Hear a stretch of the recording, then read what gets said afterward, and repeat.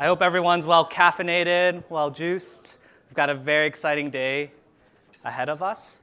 So my name is MJ Shiao. I'm the head of America's Research at GTM Research. And I'm super excited to welcome everyone to our second annual Solar Software Summit. And this conference came as an idea from our event partners in Folsom Labs, pointing out that we go to all these industry venues, these trade shows, these conferences, and we talk about scaling the industry, doing things better, faster, high quality, low cost. And inevitably, someone brings up software or automation as a necessary tool and technology. But that's all we get to, is just say, oh, we need to have better software, better tools.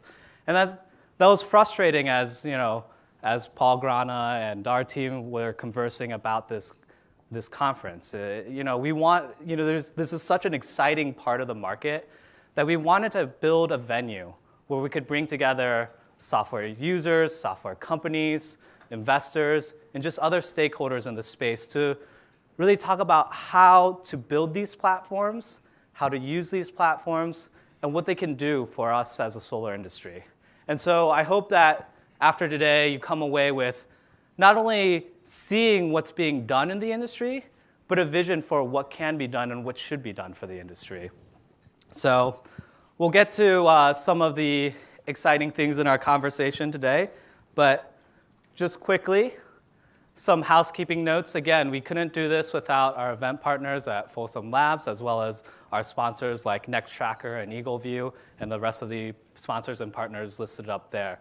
Thank you all for your support. And I'm sure everybody has their calendar. We've barely gotten started here, but I know you're planning on coming to the next GTM conference already. So if you've got your calendar in front of you, please take a look at these dates.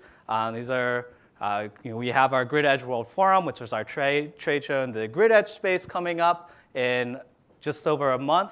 And then this year, we're also really excited to launch our US Power and Renewables Summit, which really takes a lot of the things that we're doing within GTM on solar, energy storage, and grid edge, matches it up with our new parent company, Wood Mackenzie, and talks about how the overall electricity space is transforming within the US and how a lot of that's being driven by the growth of renewables. Similarly, if you follow us on greentechmedia.com, there's a special offer code to get access to our more in-depth GTM Squared. We have all our editorial team on site these next 3 days, so feel free to also bug them, but don't tell them I told you to bug them. Otherwise, I may not be here next year. But going on to some of the more housekeeping notes, Wi-Fi information is there. We do, instead of just talking about software all day, we also want to show what tools are being done. So that, of course, is with the tabletops in the other room, as well as we have 2 demos that are scheduled this afternoon. One by EagleView at 1 p.m. in the Cordoba boardroom, as well as a 3:30 p.m. one by Folsom Labs in the adjacent Sevilla ballroom. And those are out the door to your right, down the hallway, just past just beyond the bathrooms. And of course, feel free to join us this evening. We have a couple of things going on. One is if you want to collect some more business cards, we have a speed networking event at 5:15, and that will move directly into our opening night reception sponsored by Keiko New Energy. Finally, as far as housekeeping goes, if you haven't been to the past GTM conferences, we've rolled out this app, and this is accessible on mobile, on tablet, on your laptop as well. It's just going to gtm.cnf.io. Once you get there, you click on the session that we're in, and you can ask questions directly to our moderators that way, as well as vote other people's questions up that you want to see the moderator ask. Just remember, it is viewable by everyone in that platform. So while I love getting compliments about my beard, you might want to do that anonymously or not. And yeah, so with that, we'll kind of kick off with what GTM's seeing in the market, move to Paul, and what some of the research and survey work that Folsom Labs has done in the market as well, and go from there. So I kind of think about the solar industry, and this year is our 10th annual Solar Summit that Green Tech Media is putting on. And Green Tech Media, for those that don't know, was actually founded 10 years ago, and coincidentally was also the first year that I had a grown-up job in solar as well. So I think back to that time in 2007, and we were super excited about a market that just eclipsed 200 megawatts. We were like, this market's going gangbusters, like there's no stopping the US market now. And I then come back to present day and think about where we are now at an annual market last year that eclipsed 14 gigawatts. And we've scaled that market. If you look at that first graph, that's what the scale looks like, all the way in that tiny little bit in the bottom left corner. We've grown this market by over 70 times in the past 10 years. And so we've done a pretty good job of it, right? And when we think about how solar continues to grow, how we continue to, again, build faster, better, high quality, lower cost, it seems like we've maybe cracked this code, right? Why can't we just go ahead and continue doing and operating business as usual? Well, there are a number of challenges that we're starting to face, and we'll talk about them today within the software space. We'll also talk about a lot of these in the next couple of days for those of you that are staying as well. And the first thing as it relates to the software space is that we've seen incredible reductions in hardware costs. Module prices that have fallen over 40% even in the past year, and that's 70% down in the past 5 years, right? But one thing that's been tough to squeeze out is those soft costs, right? Right now, customer acquisition is almost twice the cost in some cases of what you can get a module for. An inverter costs more than the labor, on-site labor it takes to install the entire system. And so soft costs are growing as a percentage, and it's becoming an opportunity and a challenge within itself. The other thing that's happening is that segmentation is changing in the US as well. This is much different than, 10 years ago, we thought about residential solar, thought about commercial solar, and maybe there were the first utility solar farms that are being built. But now, even if you divide that 14 gigawatts that we installed last year, we can bucket it into residential and non-residential and utility. But these are fundamentally different. You can go deeper, and you can see fundamentally different off-takers and different companies that are pursuing. A company that's going to be good at community solar is going to be very different at a company that's able to chase QF and PERPA markets. We've seen this transition in the residential space where it's very difficult to move from a lease PPA-focused company to a loan-focused installer as well. So not only are we growing, not only are our problems getting bigger, but that's opening up all these different types of companies as well.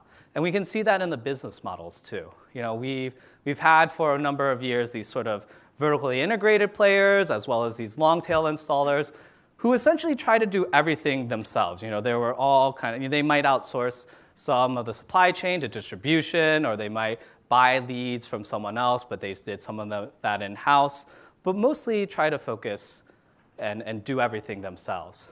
And what we're starting to see in the market is that there's this trend towards specialization. So you have people that are focused on lead gen and sales and origination, that pass the customer on to the boots on the roof, the people that are going to design, install, permit everything, and take care of it as far as boots on the roof.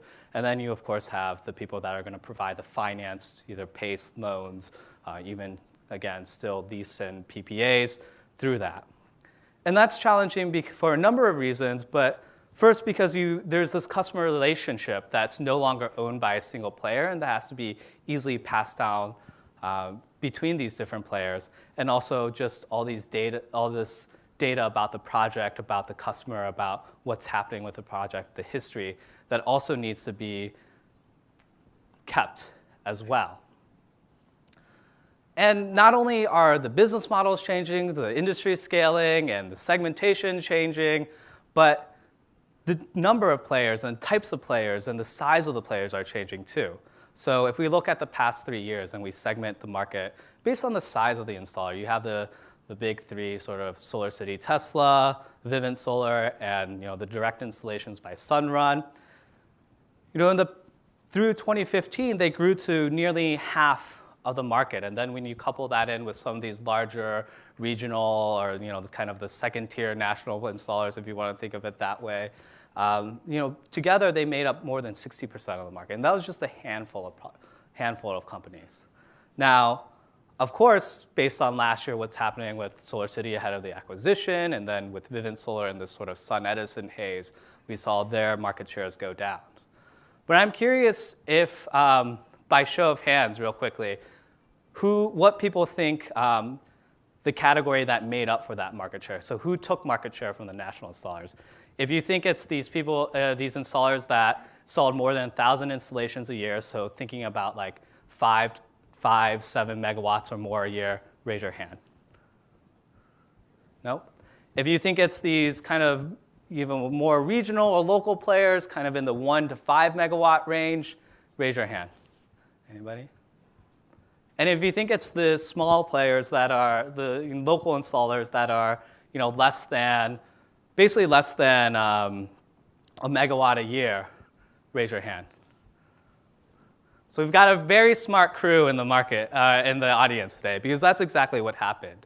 And in fact, if you dig deeper, we actually see a proliferation of installers that are at the ultra-local level that are doing about an installation or two a week that are really expanding quickly, both in emerging markets and established markets where we have data. And so that creates a different challenge in terms of the types of companies that you're focused on, the market segments that you're focused on, and then now also just the size of the players that you need to focus on. And furthermore, as an analyst, I like to bucket things. So even 2 slides ago, I'm like, oh, this is how neatly everyone is specializing. But that's totally not the case in reality, right? You have this messiness where some people want to do lead gen, sales origination, design, and install, but they don't want to do any finance. Or maybe they want to do lead gen and finance, or maybe they want to just do installation and O&M and nothing else, right? All of these combinations are possible. So you have to also think about how your solution fits with these different installers that are smaller, that are chasing different end markets in a much larger market as well. And so that really becomes the theme, I think, or one of the themes for today, is thinking about how do we build solar software for this market that we're trying to grow. We have to think about building a platform that can tackle an industry problem without taking on too much. You have to be able to also cobble together enough customers, because if they're only doing a couple megawatts a year, you need a bunch of them together to get any sort of scale and the economies of scale for your own software platform. While you're cobbling all these folks together, you then have to make sure that their unique needs are being met as well, because they're going to want a platform that fits how they do business, not necessarily how you think they should do business, right? And then all this has to eventually lead to something that's useful, something that's going to work, that's going to make the industry better, and that's something that you can build upon. So these are challenges that we face today.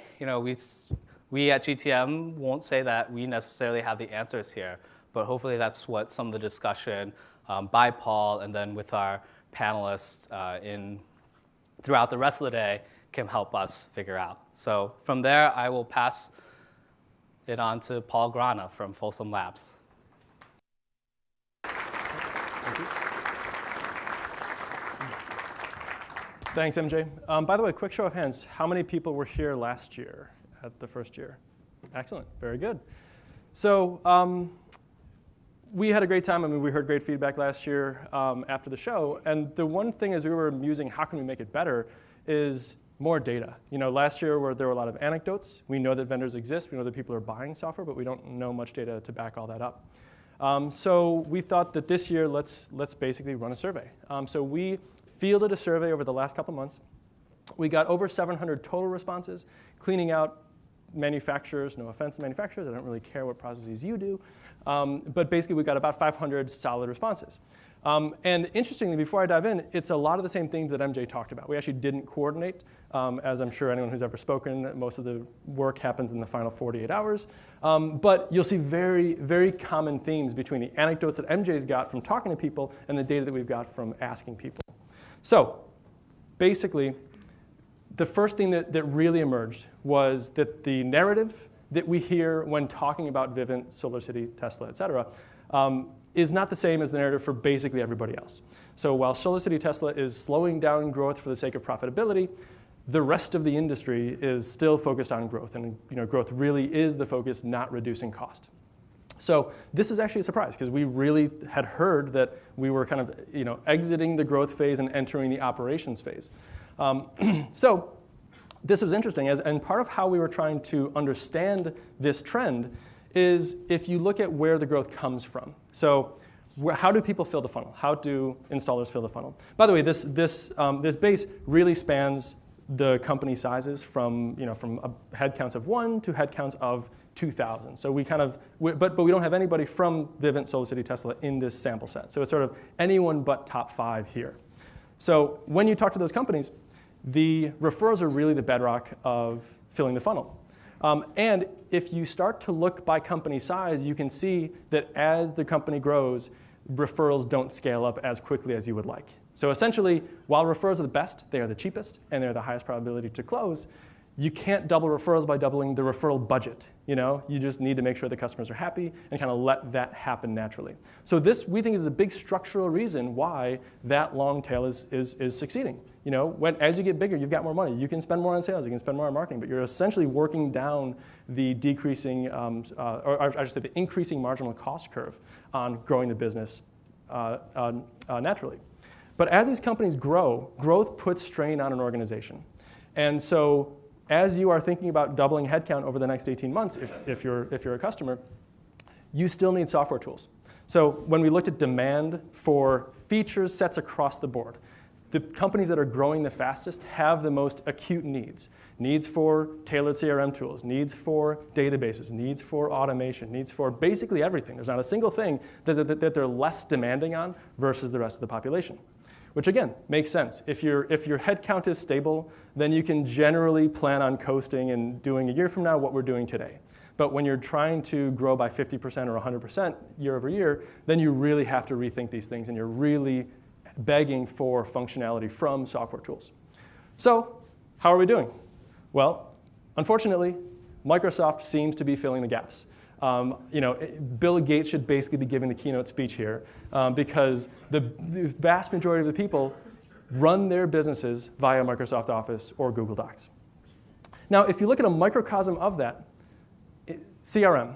So CRM, if you look versus company size, so if you just focus on the left and the right size here, when you go from a sub 10 person to a 30 person company, you are now big enough that you can't get away with having none of the above. So naturally you see Salesforce usage going up as the company gets to 30 headcount or more. Again, makes sense, right? The bigger you get, you must be more sophisticated. You just cannot get away with none of the above when it comes to CRM.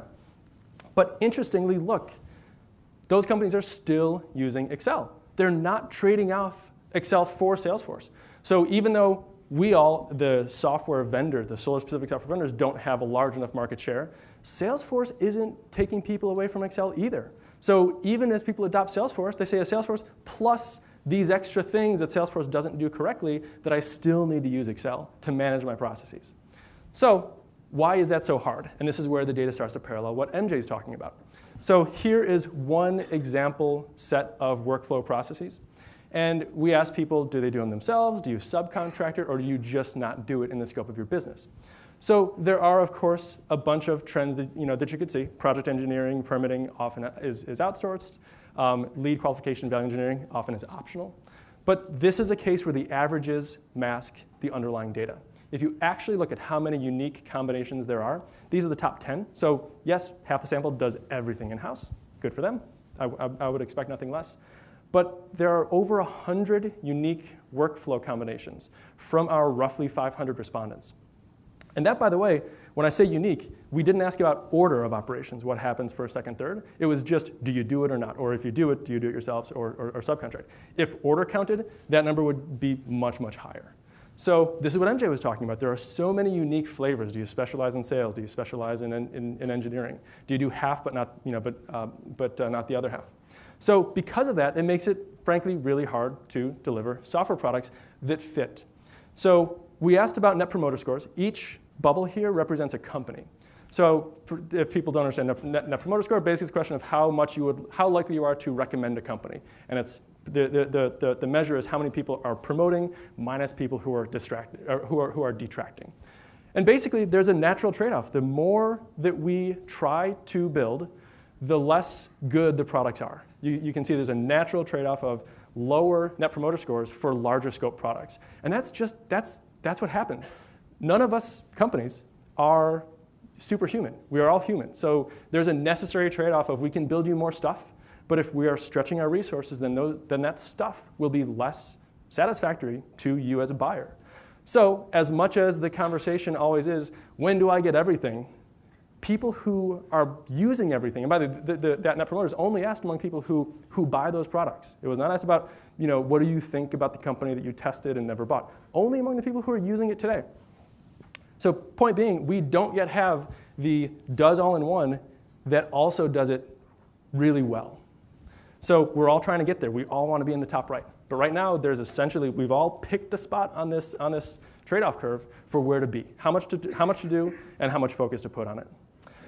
So, but even though there's still, no one has nailed everything, there is still a ton of demand.